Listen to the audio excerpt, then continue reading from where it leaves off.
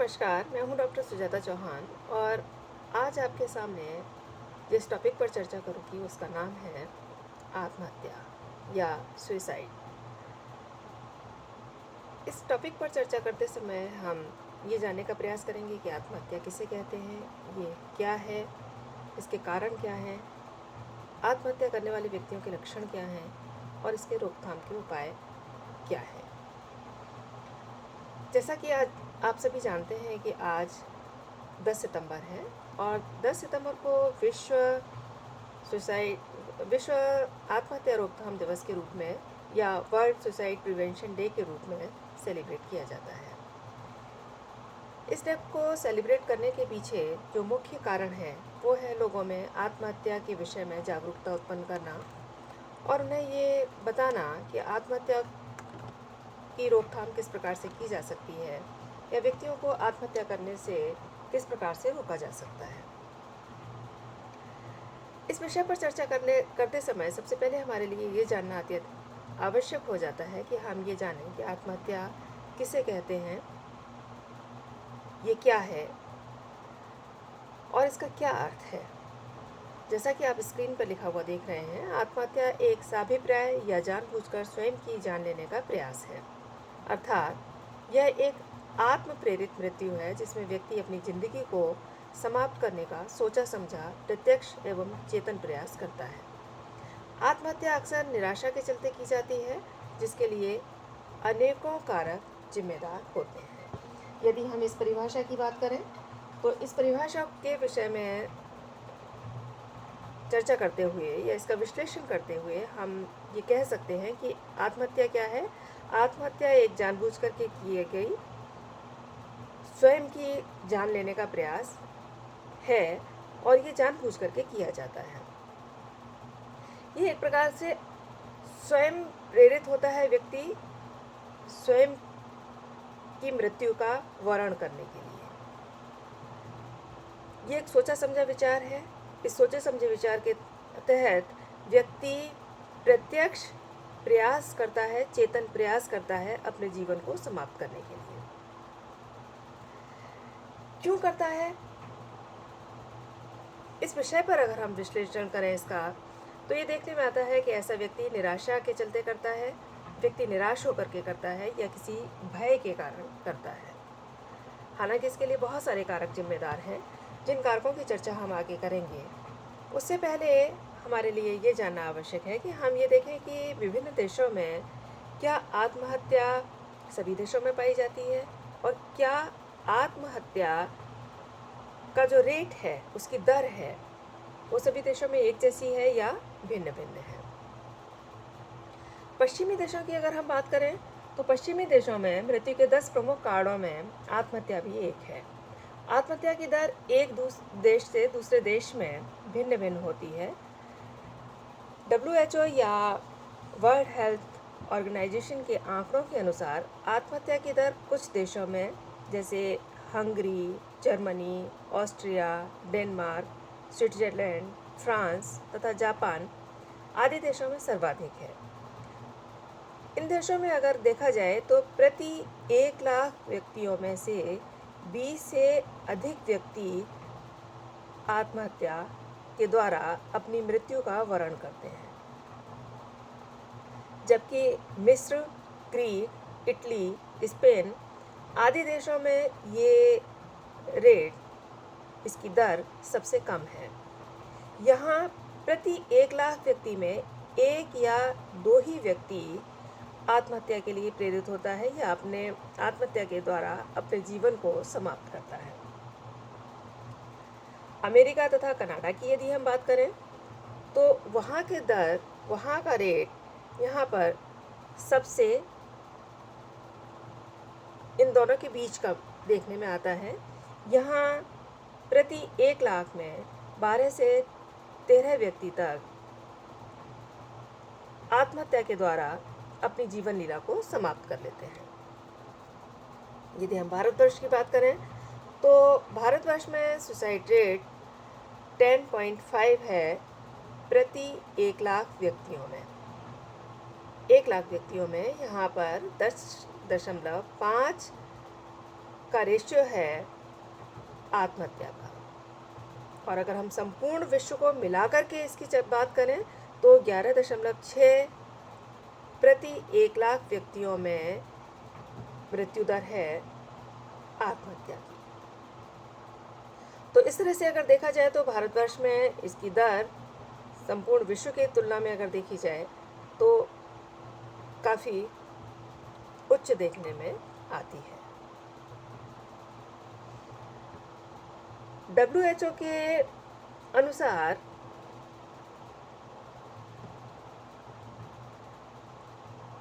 प्रति दिन suicide commit करने वालों का जो नंबर है व्यक्तियों का वो 3000 है। मतलब एक दिन में लगभग 3000 व्यक्ति प्रतिदिन सुसाइड करते हैं। और अगर हम प्रतिवर्ष की बात करें तो प्रतिवर्ष 1 मिलियन व्यक्ति आत्महत्या के कारण मृत्यु का वरण करते हैं, आत्महत्या के कारण अपनी जीवन लीला को समाप्त करते हैं। तो इस तरह से अगर देखा जाए तो ये बहुत ही विचारणीय प्रश्न है और इसकी रोकथाम के उपाय किए जाना अत्यंत आवश्यक है।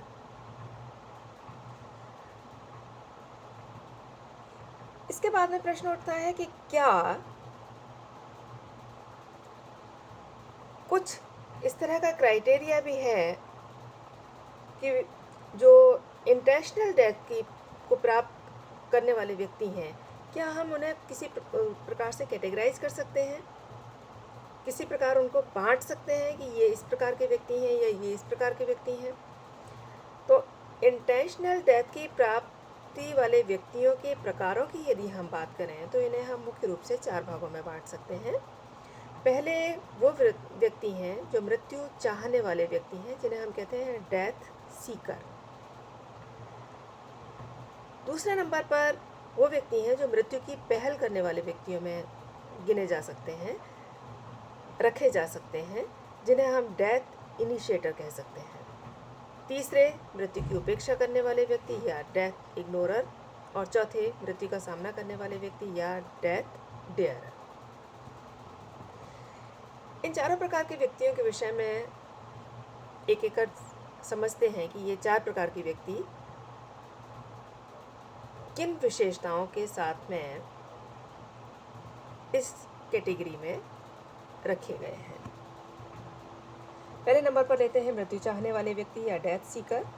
ये वैसे व्यक्ति होते हैं जो आत्महत्या करते समय अपने मन में अपनी ज़िंदगी को समाप्त कर देने की स्पष्ट इच्छा रखते हैं। इसके बारे में उनके मन में कोई द्वंद्व नहीं होता, परंतु यह एकाकी इच्छा की अवधि काफ़ी लघु होती है। मतलब ये बहुत थोड़े समय के लिए इनकी मन में ये विचार आता है कि उनकी मृत्यु हो जानी चाहिए, और कुछ घंटे बीत जाने पर या अगले दिन यह एकाकी इच्छा बदलकर इनकी अन्य इच्छाओं के साथ में मिल जाती है।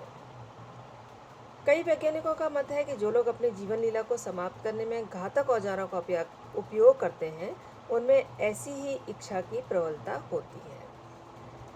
मीन्स डेथ सीकर वो व्यक्ति हैं जिनके मन में आत्महत्या का विचार आता है, और आत्महत्या का ये विचार कुछ समय के लिए आता है। उस समय अगर इन्होंने आत्महत्या के लिए पहल कर ली तो ये आत्महत्या को अंजाम दे सकते हैं। इनके मन में ये आवेग कुछ समय के लिए आता है और कुछ समय के लिए आने के बाद में समाप्त हो जाता है। तो कहते हैं कि जो घातक औजारों से अपनी हत्या करते हैं वो उस क्षणिक आवेग में करते हैं जिस क्षणिक आवेग में उनके मन में ये विचार आता है कि अब आत्महत्या को अंजाम दिया जा सकता है, और उस समय इनके सामने यदि कोई घातक हथियार दिखाई देता है तो वो उस हथियार का उपयोग अपने जीवन को समाप्त करने के लिए करते हैं।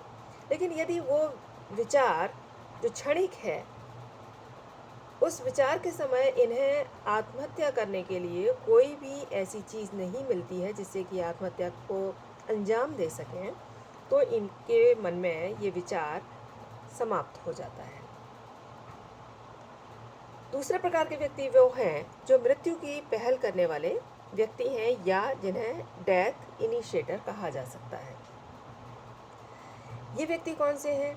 ये वो व्यक्ति हैं, इनमें भी अपने जीवन लीला को समाप्त कर देने की स्पष्ट इच्छा होती है, परंतु साथ ही साथ इनमें यह भी विश्वास होता है कि मृत्यु की प्रक्रिया तो होनी है, जीवन समाप्त तो होना ही है, प्रत्येक व्यक्ति का जीवन समाप्त होना है, परंतु वे इसे सिर्फ तीव्र कर देना चाहते हैं। वो ये चाहते हैं कि ये जो मृत्यु की प्रक्रिया एक समय के बाद में होनी है, उसको हम इसी समय क्यों नहीं अंजाम दे दें, क्योंकि मृत्यु तो प्रत्येक व्यक्ति की निश्चित है, लेकिन उस प्रक्रिया को ये थोड़ा पहले ही अंजाम दे देना चाहते हैं। अब ये व्यक्ति वो हैं अधिकतर जो कि वृद्ध हैं। वृद्ध लोगों में ऐसा विश्वास कायम होता है, अतः इन लोगों को आत्महत्या करने वालों की इस श्रेणी में रखा जाता है। अधिकांश जो वृद्ध लोग हैं वो ये सोच करके चलते हैं कि अब मृत्यु आ जानी चाहिए, तो ये मृत्यु की पहल करने वाले व्यक्ति ये वो व्यक्ति हैं जो कि अधिक आयु के व्यक्ति हैं या जो वृद्धावस्था को प्राप्त हो चुके हैं। तीसरा प्रकार है मृत्यु की उपेक्षा करने वाले व्यक्ति या डेथ इग्नोरर। ये वो व्यक्ति हैं जिनमें यह विश्वास होता है कि आत्महत्या से उनका अस्तित्व खत्म नहीं होता है, बल्कि उसे एक नई जिंदगी की प्राप्ति होती है। वो कहते हैं कि मृत्यु क्या है, मृत्यु के बाद में एक नया जीवन मिलेगा, और ये जो नया जीवन होगा ये किस प्रकार का होगा, ये संभवतः उन्हें तुलनात्मक रूप से अधिक खुशी देने वाला होगा। अधिकतर ऐसी आत्महत्याएं जो बाल्यावस्था में होती हैं या धार्मिक प्रवृत्ति से ओतप्रोत व्यक्तियों के द्वारा की जाती हैं, वे इसी श्रेणी में आती हैं। बाल्यावस्था में ही व्यक्ति अपने जीवन लीला को समाप्त करता है, तो वो ये सोच करके करता है कि उसका अगला जन्म जो होगा वो शायद इससे अच्छा होगा। इसी प्रकार से धार्मिक प्रवृत्ति वाले लोग अगर कोई आत्महत्या करते हैं तो वो भी ये सोच करके करते हैं कि ये जन्म तो उनका इतना अधिक सफल नहीं रहा, या इसकी उतनी अधिक इम्पोर्टेंस नहीं है या उतना अच्छा नहीं है, और अगला जीवन जो होगा वो शायद इससे ज़्यादा अच्छा होगा। चौथा प्रकार है मृत्यु का सामना करने वाले व्यक्ति या डेथ डेयर की श्रेणी में जिन्हें रखा जा सकता है। इस श्रेणी में ऐसे व्यक्तियों को रखा जाता है जो आत्महत्या का प्रयास करते समय अपने इरादों में एम्बिवेलेंस दिखलाते हैं, अर्थात वे इस तरह का कार्य करते हैं जिससे दूसरों को लगे कि वो आत्महत्या करना चाहते हैं, परंतु मन से वो ऐसा नहीं करना चाहते हैं। वो एक तरह से अटेंशन सीकर होते हैं, दूसरे व्यक्तियों का अटेंशन चाहते हैं, और अटेंशन चाहना उनका एक इंटेंशन होता है। आत्महत्या को वो आत्महत्या करने जा रहे हैं या आत्महत्या कर सकते हैं ऐसा दिखा करके। तो चौथे प्रकार के व्यक्ति वे हैं जो डेथ डेयरर हैं। जैसे इसका एग्जाम्पल के रूप में समझा जा सकता है कि एक व्यक्ति कोई काफ़ी ऊंची इमारत पर चढ़ा हुआ है और उसके खुले छत के किनारे किनारे चलता है, तो ऐसा लगता है कि उसकी मृत्यु की इच्छा से वो ऐसा कर रहा है, लेकिन वो केवल ऐसा दिखाने के लिए करता है जिससे लोगों का अटेंशन वो पा सके और लोग उसके प्रति सिंपैथी प्रदर्शित कर सकें। कभी कभी ये भी देखा जाता है कि व्यक्ति अपनी मृत्यु के लिए कुछ अप्रत्यक्ष, अस्पष्ट या अचेतन भूमिका निभाता है, अनकॉन्शियस लेवल पर कुछ रोल प्ले करता है। ऐसे व्यक्तियों को आत्महत्या सदृश श्रेणी, जिसे सब इंटेंशनल डेथ कहा जाता है, की श्रेणी में रखा जा सकता है। जैसे काफ़ी गंभीर रूप से बीमार व्यक्ति स्वयं द्वारा उसको जो औषधियाँ वो ले रहा है उन औषधियों को लेना बंद कर दे, ऐसी स्थिति में व्यक्ति औषधियाँ न लेने की वजह से उसको लगता है कि उसकी मृत्यु शीघ्र हो जाएगी। तो इस तरह के व्यक्तियों को इस श्रेणी में रखा जा सकता है। दूसरे वो भी व्यक्ति हैं जो अपनी ज़िंदगी को समाप्त करने के लिए जानबूझकर अधिक मद्यपान करते हैं या धूम्रपान करते हैं या किसी प्रकार की औषधियों का सेवन करते हैं और अत्यधिक औषधियों का सेवन करते हैं, जैसे स्लीपिंग पिल्स हैं रोज़ाना लेना, या सर दर्द की दवाई है, या कोई अन्य ऐसी औषधि है जिसे रोज़ाना लेना। तो या जोखिम भरा व्यवसाय करना या जोखिम भरे कार्य करना, ऐसे व्यक्तियों के प्रयास को चिरकालिक आत्महत्या की श्रेणी में रखा गया है, क्रॉनिक सुसाइड की श्रेणी में रखा गया है, कि जो लंबे समय तक अपने आप को मारने के लिए, अपने जीवन को समाप्त करने के लिए लंबे समय तक प्रयास करते हैं। स्मोकिंग हेल्थ के लिए हानिकारक है, लेकिन लगातार स्मोकिंग करना या ड्रिंक करना, मद्यपान करना या नशीले पदार्थों का सेवन करना, ये इसी श्रेणी में विशेष रूप से रखे जा सकते हैं।